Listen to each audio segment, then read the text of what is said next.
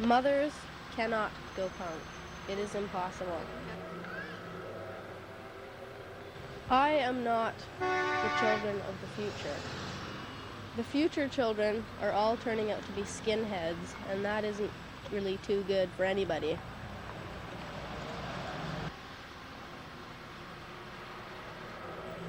I see it as saying like that any punk that is born into the world was originally from another planet, you know, a little egg that was flown down or something, you know. A little piece of space dust that grew into the form of a punk rocker, you see.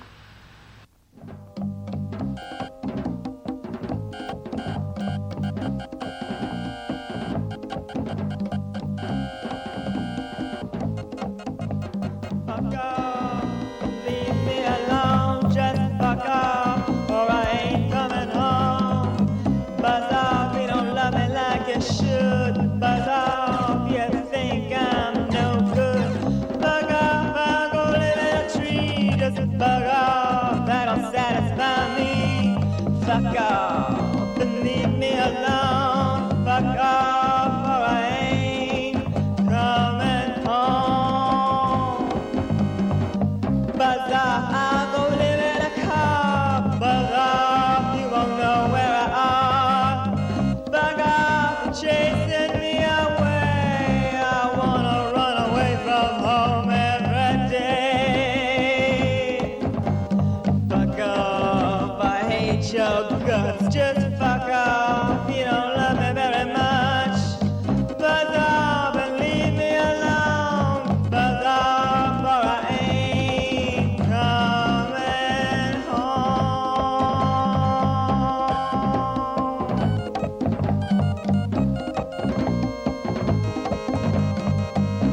Buzz off and leave me alone. Bug off, I hate your guts. Bug off, you don't love me very much.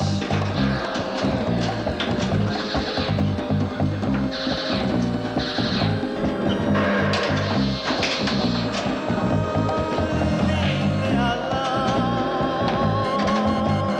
Bug off, won't you bug off? Leave me alone.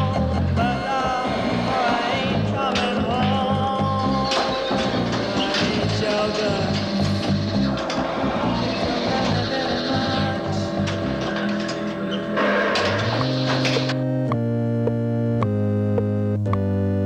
Need some time to be with somebody who loves me, just like I am. Somebody who really understands. Somebody who loves me like he should. Somebody who treats me really good.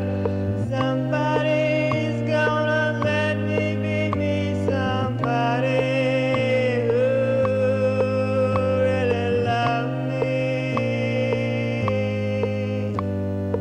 Well, when I first ran away from Mummy's house, it was a slightly planned plan, but not planned well enough. First thing I did was, Mother was cooking in the kitchen with David in the kitchen too. David and Mother were cooking in the kitchen, and I was just ready to get out. So I went downstairs and I put the washer and dryer on, pretended I was doing something with myself, which I really was, but it was all planned. And because of the noise from the washer and dryer, I opened the basement window and got my bicycle ready, and then I went back upstairs and packed everything that was absolutely necessary for me to have, and I carried the laundry down with my stuff wrapped in the middle of the laundry so she couldn't see. I put the laundry in the washer, turned it on, took my bag, attached it to my bicycle, went back upstairs, ate dinner, and then David was doing the dishes and Mother was reading. So while David was doing the dishes, the noise from the dishes was enough to cover up for the bicycle chain. So I leaped out the window and laughed.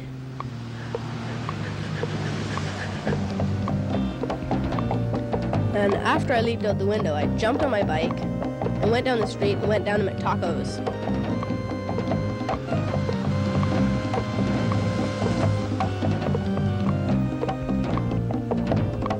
And that's what I did. And then, when I got to McTaco's, I was going out with somebody else at this time. His name was Carrie Moffat. I parked my bike outside McTaco's and I went in and I sat down. I parked my bike outside McTaco's and I went in and I sat down. And then I said to my old boyfriend, Carrie Moffat, who I detest now, I have run away. And he said, oh God.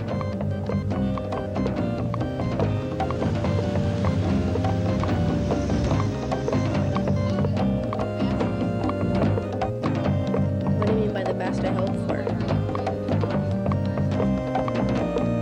No, I did not hope that he would run away with me. My hope was finding a place to stay for the night.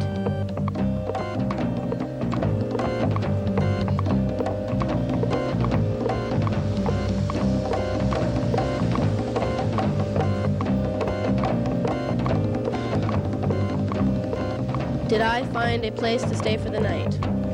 Well, I looked and looked and looked, and I found a nice tree in the park. And I parked myself in the tree and got myself fairly comfortable, but how comfortable can you get in a tree? And I closed my eyes and fell asleep. And then I woke up in the tree.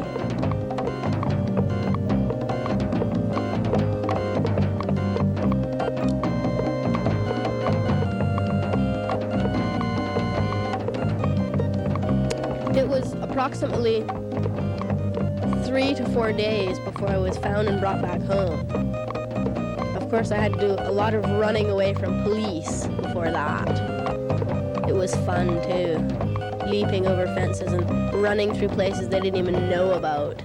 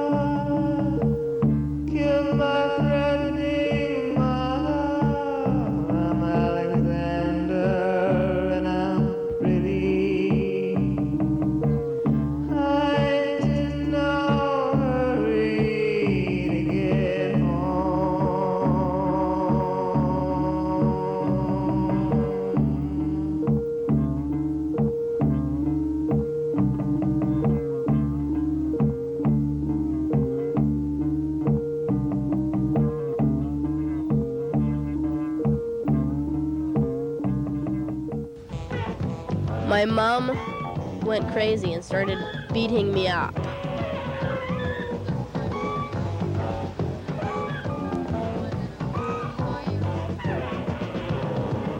Well, I don't really remember too much, but I remember she took off her belt and she was hitting the counter and skinning my arm and screaming at me, and I was making potato salad because she said for me to make potato salad, and she said, "You're not making potato salad enough." if you went out to get a job, no one would hire you because you're too slow. You can't make potato salad the right speed. So she kept hitting the toaster, and she broke the toaster.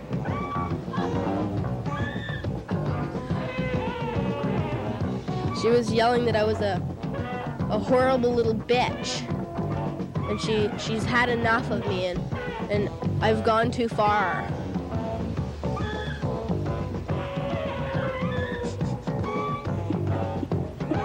One down, 2 to go. Huh? Yes, she said she hated me very much.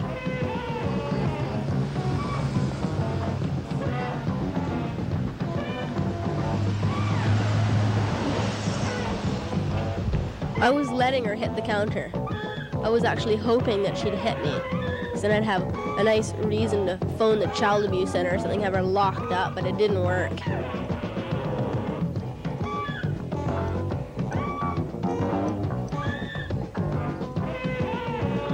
That's right, I ran away.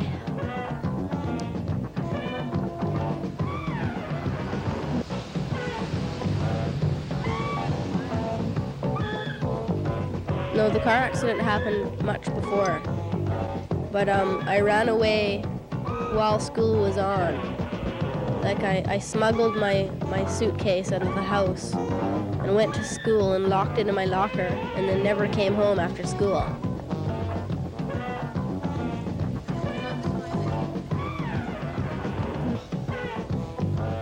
Yeah, and I tried to get my $1,000 out of the bank, and I almost got $900 in cash, 20s. They were just counting it out. And then the lady, she was just pushing the 20s over to me across the counter. And the other lady said, "Sorry, we can't do that. You don't have the proper ID." She pulled it back. My $1,000. Well, my grandfather gave me the $1,000 on his 90th birthday. He gave every grandchild $1,000. But it was supposed to be mine, but now Daddy has it invested in his store.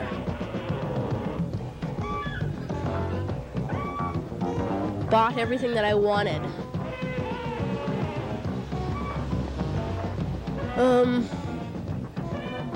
More new punk clothes, cartons and cartons of cigarettes, quarters and quarters of Mirahoochee, all kinds of stuff.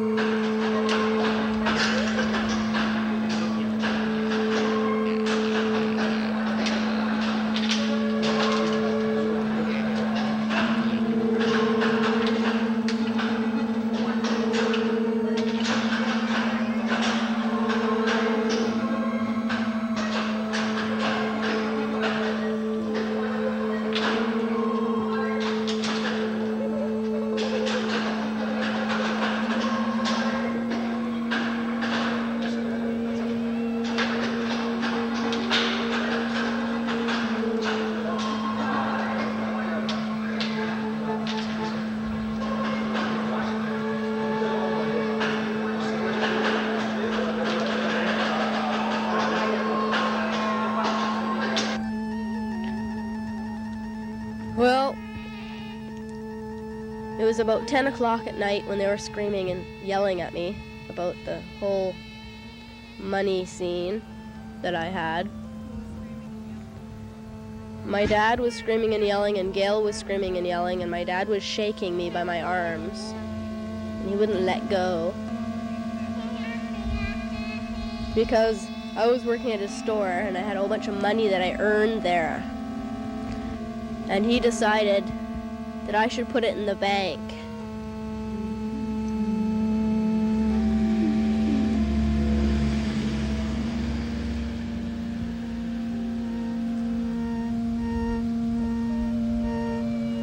I was just attacked by a bee.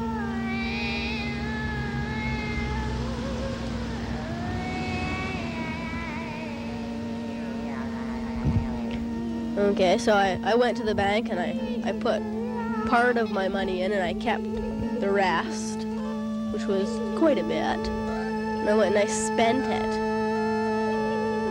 And my dad went to the bank that day and found out how much I actually had in the bank, which wasn't really too much. And he got a little bit upset. So he started screaming at me and asked me where the money was and what did I spend it on. And I told him what I spent it on, but he said, no way, you can't spend that much money in 2 hours. I said, oh yes I can. But he didn't believe me. He thought I had it stashed somewhere. So he just, shook my arms and stuff, like this, shook my arms, saying, where's the money, where's the money? So I told him what I did with the money, but he says, you liar, you liar.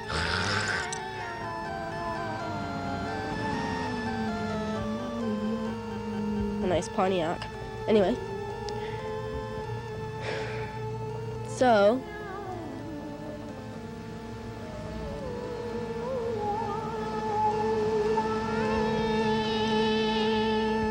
this was about 10 o'clock at night. Then I decided to make my plans for running away.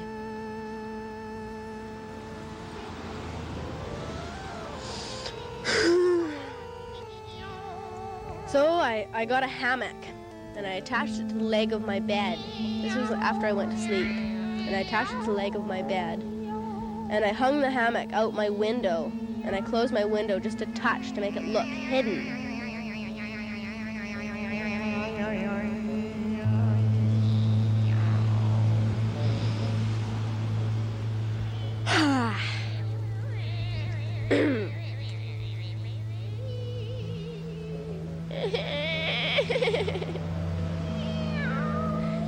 Okay, so I attached the hammock to my bed and I hung it out and I started to pack 2 bags of my most precious stuff and I threw that out the window so it was pre-prepared.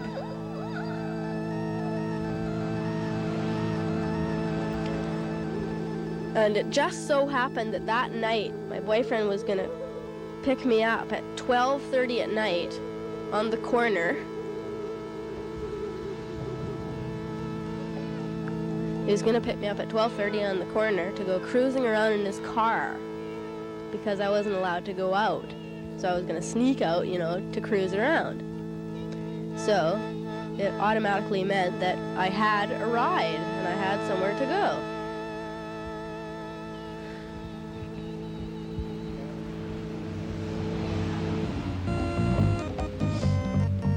So I went up to the corner with my stuff after I lowered myself off the hammock out of the window and I grabbed my bags and I went up to the corner and I sat there and waited for him. And he drove by and I put my bags in his car and I said, I've run away. And he said, why? He was very upset. And I said, why are you so paranoid and all that? He said, I'm worried about you. Oh, okay. Well, let's get out of here. So I threw my bags in the car and we drove away. And then we parked and he had to ask me all about it. So I told him. And that's when I started living in his car. I know I'm only 16.